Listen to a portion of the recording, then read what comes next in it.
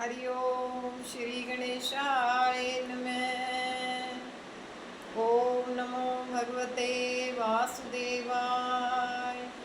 ओम श्री परमात्मने नमः। श्रीमद् भगवत गीता 13वां अध्याय। उसके उपरांत श्री कृष्ण भगवान फिर बोले, हे अर्जुन, यह शरीर क्षेत्र है ऐसे कहा जाता है, और इसको जो जानता है उसको क्षेत्रज्ञ ऐसा उनके तत्व को जानने वाले ज्ञानी जन कहते हैं। और हे अर्जुन, तू सब क्षेत्रों में क्षेत्रज्ञ अर्थात जीवात्मा भी मेरे को ही जान, और क्षेत्रज्ञ का अर्थात विकार सहित प्रकृति का और पुरुष का जो तत्व से जानता है वह ज्ञान है, ऐसा मेरा मत है। इसलिए वह क्षेत्र जो है और जैसा है तथा जिन विकारों वाला है और जिस कारण से जो हुआ है तथा वह क्षेत्रज्ञ भी जो है और जिस प्रभाव वाला है वह सब संक्षेप से मेरे से सुन। यह क्षेत्र और क्षेत्रज्ञ का तत्व ऋषियों द्वारा बहुत प्रकार से कहा गया है अर्थात समझाया गया है, और नाना प्रकार के वेद मंत्रों से विभाग पूर्वक कहा गया है तथा अच्छी प्रकार निश्चय किए हुए युक्ति युक्त ब्रह्म सूत्र के पदों द्वारा भी वैसे ही कहा गया है। हे अर्जुन, वही मैं तेरे लिए कहता हूँ कि 5 महाभूत अर्थात आकाश, वायु, अग्नि, जल और पृथ्वी का सूक्ष्म भाव, अहंकार, बुद्धि और मल, मूल प्रकृति अर्थात त्रिगुणमयी माया भी तथा 10 इंद्रियां अर्थात श्रोत्र, त्वचा, नेत्र, रसना और घ्राण एवं वाक, हस्त, पाद, उपस्थ और गुदा, एक मन और 5 इंद्रियों के विषय अर्थात शब्द, स्पर्श, रूप, रस और गंध तथा इच्छा, द्वेष, सुख, दुख और स्थूल देह का पिंड एवं चेतनता और धृति, इस प्रकार यह क्षेत्र विकारों के सहित संक्षेप से कहा गया।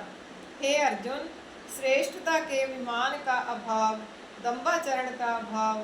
प्राणी मात्र को किसी प्रकार भी ना सताना और क्षमा भाव तथा मन वाणी की सरलता, श्रद्धा भक्ति सहित गुरु की सेवा,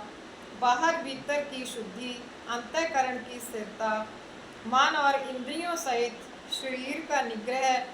इस लोक और परलोक के संपूर्ण भोगों में आसक्ति का अभाव और अहंकार का भी अभाव एवं जन्म, मृत्यु, जरा और रोग आदि में दुख दोषों का बारंबार विचार करना, पुत्र, स्त्री, घर और धनादि में आसक्ति का अभाव और ममता का ना होना तथा प्रिय अप्रिय की प्राप्ति में सदा ही चित्त का सम रहना अर्थात मन के अनुकूल तथा प्रतिकूल के प्राप्त होने पर हर्ष, शोक आदि विकारों का ना होना, मुझ परमेश्वर में एक ही भाव से स्थिति रूप ध्यान योग के द्वारा अव्यभिचारिणी भक्ति तथा एकांत और शुद्ध देश में रहने का स्वभाव और विषयासक्त मनुष्यों के समुदाय में प्रेम का ना होना तथा अध्यात्म ज्ञान में नित्य स्थिति और तत्व ज्ञान के अर्थ रूप परमात्मा को सर्वत्र देखना, यह सब तो ज्ञान है, और जो इससे विपरीत है वह अज्ञान है, ऐसे कहा है। हे अर्जुन, जो जानने के योग्य है तथा जिसको जानकर मनुष्य परमानंद को प्राप्त होता है उसको अच्छी प्रकार कहूँगा। वह आदि रहित परम ब्रह्म अकथनीय होने से न सत कहा जाता है और न असत ही कहा जाता है, परंतु वह सब ओर से हाथ पैर वाला एवं सब ओर से नेत्र, सिर और मुख वाला तथा सब ओर से श्रोत्र वाला है, क्योंकि वह संसार में सबको व्याप्त करके स्थित है और संपूर्ण इंद्रियों के विषयों को जानने वाला है, परंतु वास्तव में सब इंद्रियों से रहित है तथा आसक्ति रहित और गुणों से अतीत हुआ भी अपनी योग माया से सबको धारण पोषण करने वाला और गुणों को भोगने वाला है, तथा वह परमात्मा चराचर सब भूतों के बाहर भीतर परिपूर्ण है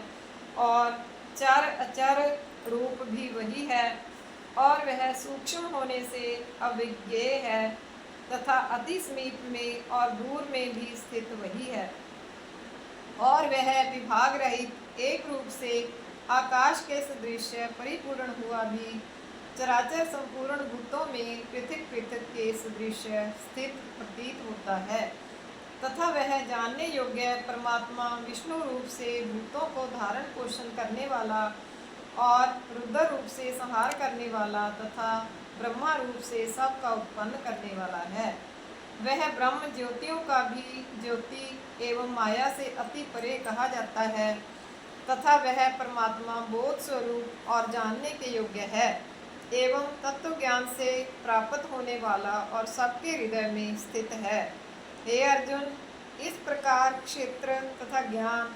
और जानने योग्य परमात्मा का स्वरूप संक्षेप से कहा गया। इसको तत्व से जानकर मेरा भक्त मेरे स्वरूप को प्राप्त होता है। हे अर्जुन, प्रकृति अर्थात त्रिगुणमयी मेरी माया और जीवात्मा अर्थात क्षेत्रज्ञ, इन दोनों को ही तू अनादि जान, और राग द्वेष आदि विकारों को तथा त्रिगुणात्मक संपूर्ण पदार्थों को भी प्रकृति से ही उत्पन्न हुए जान, क्योंकि कार्य और करण के उत्पन्न करने में हेतु प्रकृति कही जाती है, और जीवात्मा सुख दुखों के भोक्तापन में अर्थात भोगने में हेतु कहा जाता है। परंतु प्रकृति में स्थित हुआ ही पुरुष प्रकृति से उत्पन्न हुए त्रिगुणात्मक सब पदार्थों को भोगता है, और इन गुणों का संग ही इस जीवात्मा के अच्छी बुरी योनियों में जन्म लेने में कारण है। वास्तव में तो यह पुरुष इस देह में स्थित हुआ भी पर अर्थात त्रिगुणमयी माया से सर्वथा अतीत ही है। केवल साक्षी होने से उपद्रष्टा और यथार्थ सम्मति देने वाला होने से अनुमंता एवं सबको धारण करने वाला होने से भर्ता, जीव रूप से भोक्ता तथा ब्रह्मादिकों का भी स्वामी होने से महेश्वर, और शुद्ध सच्चिदानंद घन होने से परमात्मा, ऐसा कहा गया है। इस प्रकार पुरुष को और गुणों के सहित प्रकृति को जो मनुष्य तत्व से जानता है, वह सब प्रकार से वर्तता हुआ भी फिर नहीं जन्मता है, अर्थात पुनर्जन्म को नहीं प्राप्त होता है। हे अर्जुन, उस परम पुरुष परमात्मा को कितने ही मनुष्य तो शुद्ध हुई सूक्ष्म बुद्धि से ध्यान के द्वारा हृदय में देखते हैं, तथा अन्य कितने ही ज्ञान योग के द्वारा देखते हैं, और अपर कितने ही निष्काम कर्म योग के द्वारा देखते हैं। परंतु इनमें दूसरे अर्थात जो मंद बुद्धि वाले पुरुष हैं,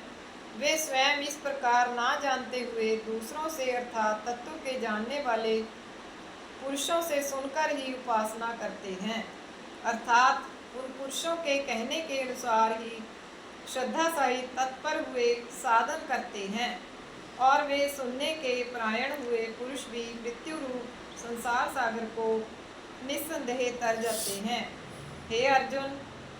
यावन मात्र जो कुछ भी स्थावर जंगम वस्तु उत्पन्न होती है, उस संपूर्ण को तू क्षेत्र और क्षेत्रज्ञ के संयोग से ही उत्पन्न हुई जान, अर्थात प्रकृति और पुरुष के परस्पर के संबंध से ही संपूर्ण जगत की स्थिति है। वास्तव में तो संपूर्ण जगत नाशवान और क्षण भंगुर होने से अनित्य है। इस प्रकार जानकर जो पुरुष नष्ट होते हुए सब चराचर भूतों में नाश रहित परमेश्वर को स्वभाव से स्थित देखता है, वही देखता है, क्योंकि वह पुरुष सब में समभाव से स्थित हुए परमेश्वर को समान देखता हुआ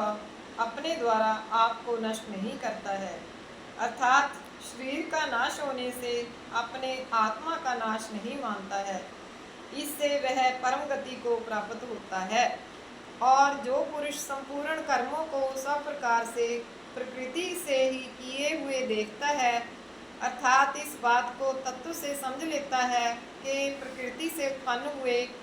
संपूर्ण गुण ही गुणों में बरतते हैं, तथा आत्मा को अकर्ता देखता है, वही देखता है। और यह पुरुष जिस काल में भूतों के न्यारे न्यारे भाव को एक परमात्मा के संकल्प के आधार स्थित देखता है तथा उस परमात्मा के संकल्प से ही संपूर्ण भूतों का विस्तार देखता है, उस काल में सच्चिदानंद घन ब्रह्म को प्राप्त होता है। हे अर्जुन, अनादि होने से और गुणातीत होने से यह अविनाशी परमात्मा शरीर में स्थित हुआ भी वास्तव में न करता है और न लिपायमान होता है। जिस प्रकार सर्वत्र व्याप्त हुआ भी आकाश सूक्ष्म होने के कारण लिपायमान नहीं होता है, वैसे ही सर्वत्र देह में स्थित हुआ भी आत्मा गुणातीत होने के कारण देह के गुणों से लिपायमान नहीं होता है। हे अर्जुन, जिस प्रकार एक ही सूर्य इस संपूर्ण ब्रह्मांड को प्रकाशित करता है, उसी प्रकार एक ही आत्मा संपूर्ण क्षेत्र को प्रकाशित करता है, अर्थात नित्य बोध स्वरूप एक आत्मा की ही सत्ता से संपूर्ण जड़ वर्ग प्रकाशित होता है। इस प्रकार क्षेत्र और क्षेत्रज्ञ के भेद को तथा विकार सहित प्रकृति से छूटने के उपाय को जो पुरुष ज्ञान नेत्रों द्वारा तत्व से जानते हैं, वे महात्मा जन पर ब्रह्म परमात्मा को प्राप्त होते हैं। इति श्रीमद् भगवत गीता रूपी उपनिषद एवं ब्रह्म विद्या तथा योग शास्त्र विषय श्री कृष्ण और अर्जुन के संवाद में क्षेत्रज्ञ विभाग योग नामक 13वां अध्याय। ओम नमो भगवते वासुदेवाय। श्री कृष्ण गोविंद हरे मुरारे, हे नाथ नारायण वासुदेव। श्री कृष्ण गोविंद हरे मुरारे, हे नाथ नारायण वासुदेव। श्री कृष्ण गोविंद हरे मुरारे, हे नाथ नारायण वासुदेव। अच्युतं केशवं रामनारायणं कृष्णदामोदरं वासुदेवं हरिं श्रीधरं माधवं गोपिकावल्लभं जानकीनायकं श्रीरामचन्द्रं भजे। ओम नमो भगवते वासुदेवाय। ओम नमो भगवते वासुदेवाय। ओम नमो भगवते वासुदेवाय।